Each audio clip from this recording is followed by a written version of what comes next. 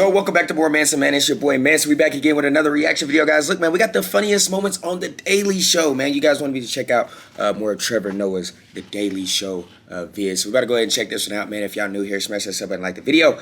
Let's get it, man. Let's get right into it. Bill Gates was hosting his goalkeepers event in New York, and so he invited me to come and speak. And they're doing some amazing things, not just the organization, who the people they're supporting. And I get to the event and I speak for like 10 minutes, and I get off stage and I'm like waving at the crowd, and I'm walking backwards off the stage, moving to the backstage area, and then I crash into like a person. And as I crash into them, I see the eyes of people looking at me, and everyone's like, oh shit, what have you done? You know what I mean? And I'm like, calm down, humans bump humans all the time. And I turn, and the person I bumped into was Barack Obama. Obama, right? oh. Yeah, but like physically, like, when I say bump, I mean like bump, like, you know? And so I turn, and then he's like, he's like, but listen, his hands are up, and then he's like, watch where you go. And then, he said, watch where you walk. And so I turn, and then I was like, hey man, I'm walking over here. And you should have seen everyone's face. They were like, oh shit. Because I think they thought I didn't recognize him or I didn't know who he was. You could see people like, that's the president of the United States of America. And I was like, yo, man, calm down. And so I was like, hey, how are you, Mr. President? I haven't seen you in a while. And he's like, doing good. How you been? You good? You good? I'm like, yeah, I'm doing good. And like, I'm looking at his face, and I didn't intend this, but I'm looking into his eyes and I'm speaking to him. And in that moment, I really, like, he's looking really, really good. Like, his skin is looking fuller. Do you know what I mean? No, he doesn't look as stressed as he was. And so it slipped out. I didn't plan it at all. So I'm speaking to him. He's like, how you doing? Da, da, da, da. And then he says that. And then I was like, you're looking cute, Mr. President. Boy, ain't no way. Ain't no way, boy. He said the president looking cute. I'm done. And he goes, well, thank you. And I was like, no, I meant like, you look good. What is my favorite accent? Yo. It depends on the day. I'm not gonna lie. It depends on the day. Sometimes I'll choose an accent for the day if I'm on vacation. Oh. Genuinely, I'll just walk around and I'll like just be on vacation. So some days like... Shoot, like, I wish I had one of them accents in Mauritius. When I went to Mauritius, I needed one of them accents, bro. And I'll just walk around. And I'll just be Australian. You know the great thing about an Australian accent is that you always sound happy. Because always, like, it doesn't matter what it is, but it always goes up and it's like really exciting, you know? It's just got that thing. Like even if an Australian gave you bad news, it always sounds good. It's like, hey mate, your mum's dead. Hey mate. It's just, so yeah.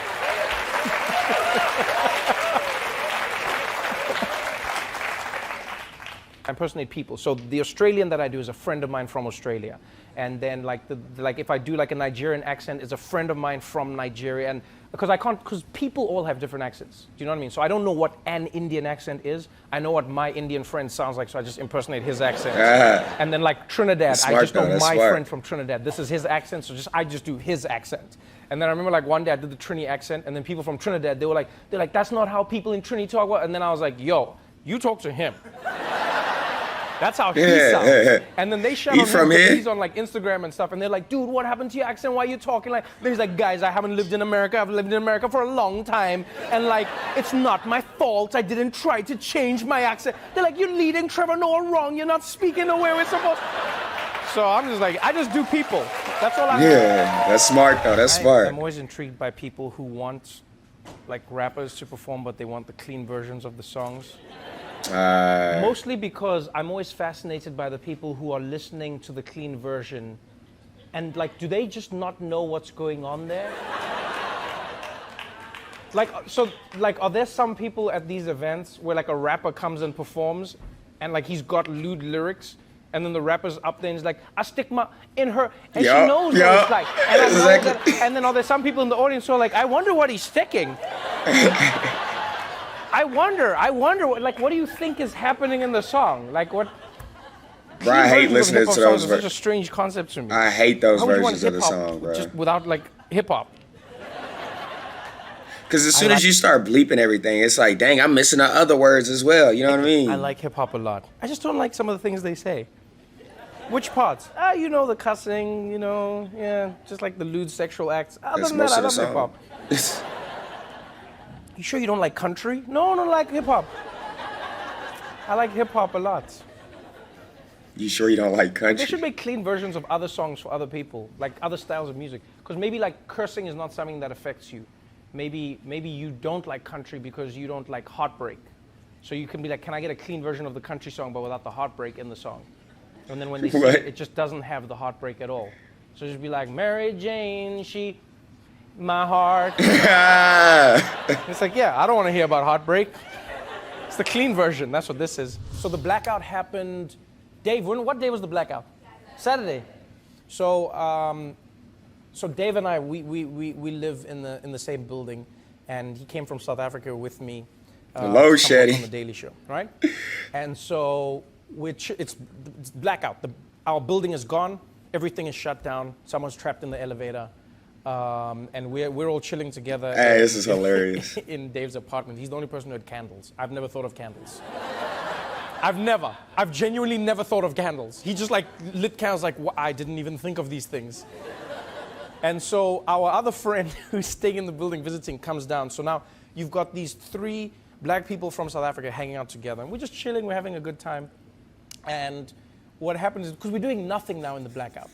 And so we needed to move a TV from one apartment to another apartment, right? Which I know is a weird thing.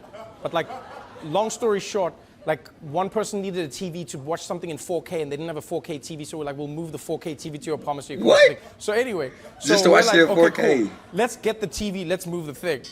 And so there we are, like in the hallway. This is like, it's a pretty big TV. It's like a 60-inch TV, you know, like carrying the thing, and then like walking in the hallway. And as we walk into the hallway, the lights come on. And then like all the neighbors come out, because everyone wants to see if the lights are on. They probably thought they were stealing. In the hallway. And then they thought they were stealing. TV. And you know what's funny is because I love my neighbors and we know each other, and the neighbors are, hey, and they're like, hi Trevor, hi David, and we're like, it's our TV. We're moving it to another, and you could just see it was like an awkward moment. It was like, oh man. So in my family, my 2 younger brothers are so from my mother's second marriage. And so I'm still the only person in my family who looks like this. So my mom is African woman, black Xhosa woman. My father is Swiss from Switzerland, so he was a white man.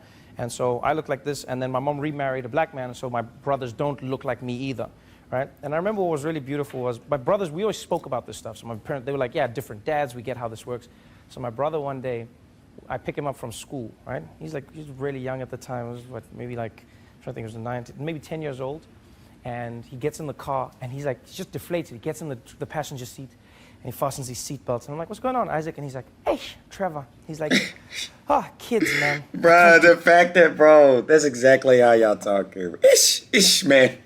Ish. Kids. So I go, kids? Tell me more. And then he's like, I just don't know what to do with kids, Trevor. You know, like today, one of my friends said, ooh, are we walking home? Then I said, no, my brother's picking me up. Then he said, who's your brother? Then I said, Trevor. Then now when we're walking, he sees you in the car. Then he says, who's that? Then I said, it's my brother. Then he says, but how can your brother be white? Then I said, he's not white. He's not white, he's mixed. Then he said, but you're not mixed, you don't look the same. How can your brother not look the same? So now I'm like, oh man, I'm gonna have to like go through this. So then I'm like, so what did you say to him? And he's like, Trevor, like I'd have to explain it the way kids understand. He said, I just said to him, I said, Zweli, you've got to understand. Zweli. Like people are like chocolates, okay? Like you can have like a white chocolate, and you can have a dark chocolate, and you can have a milk chocolate. But it's all Nestle, okay? It's all Nestle, yeah.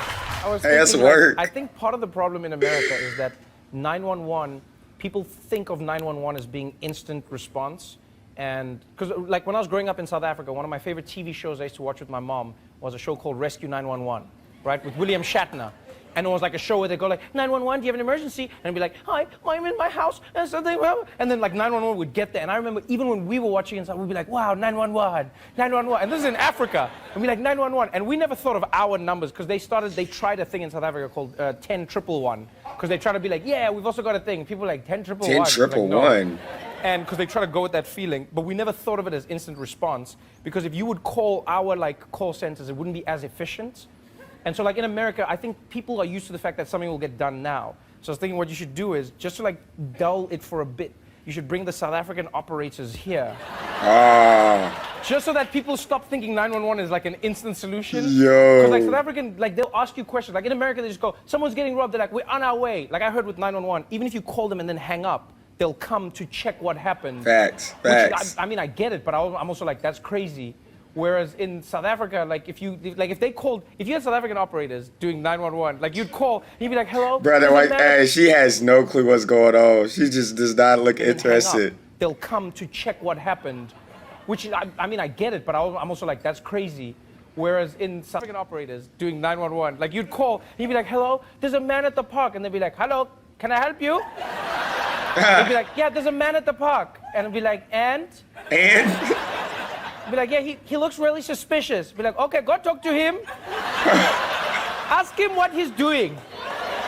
Ask him his name, what he's doing there.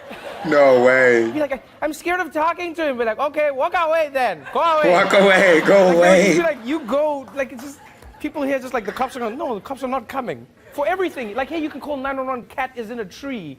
That's true, that's true, that's true. You just be like, yeah, you'd be like, hello, my cat's in a tree. They'd be like, oh, okay. What are we supposed to do about it? You'd be like, my cat's stuck in a tree. They'd be like, yeah, so what must we do? I need you to help it. They'd be like, then how will your cat learn? Oh my God. Let the cat suffer, it will never do it again. Facts, though. Thank you for calling. Please stay on so you can rate this call. Thank you very much. I tried to start learning German because my dad is Swiss. Exactly how they would be. And so I was like, I want to learn his language because I never learned it growing up. And whose then language? They were like, why don't you learn Swiss? And then I heard Swiss and I was like, no. I'll rather learn German.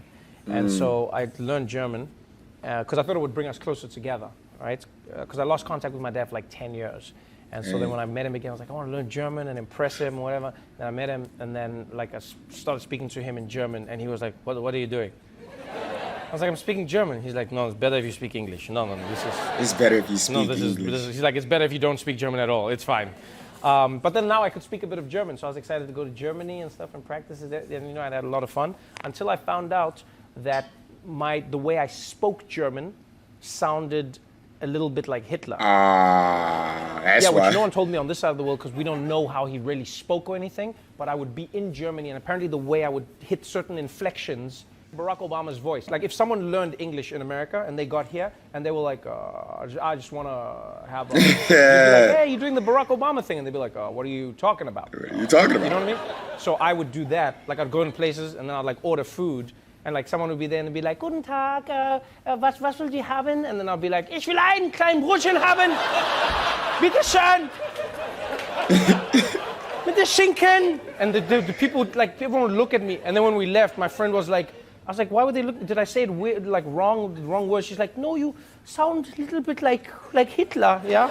Oh, hell, hey. And she was like, and the people are really frightened about that, and And I was like, so I spoiled their day? And she was like, yeah, you did, And I was like, well, that brings me a lot of schadenfreude. Who else do we have from where? Yes?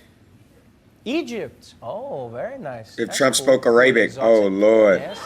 Oh, Lord. Over there?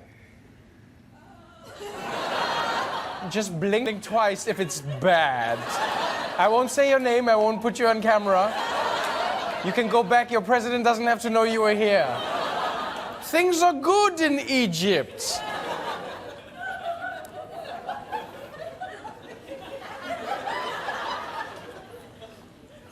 When you watch Donald Trump, does he remind you a little bit of Egyptian leaders? Yeah, a lot? Yeah, it's just Really? just without the Arabic. Just say again? They're also what?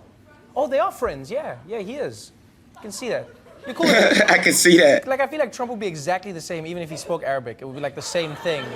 It'd be like, "Halala wa la tradara shuklala wa. Yalla wa lakha. Batika shukran la wa layla. Hey! Yalla yalla." Boy, no way. But guys, hope you guys enjoy my reaction commentary to this one, man. Comment down below if you want me to react to more of these, man. Shout out to Trevor Noah. This is the funniest moments on The Daily Show. I heard The Daily Show will be ending soon. So let's check out more before, you know what I'm saying? But hope you guys enjoy my reaction commentary. Stay tuned for my next one, y'all. Peace.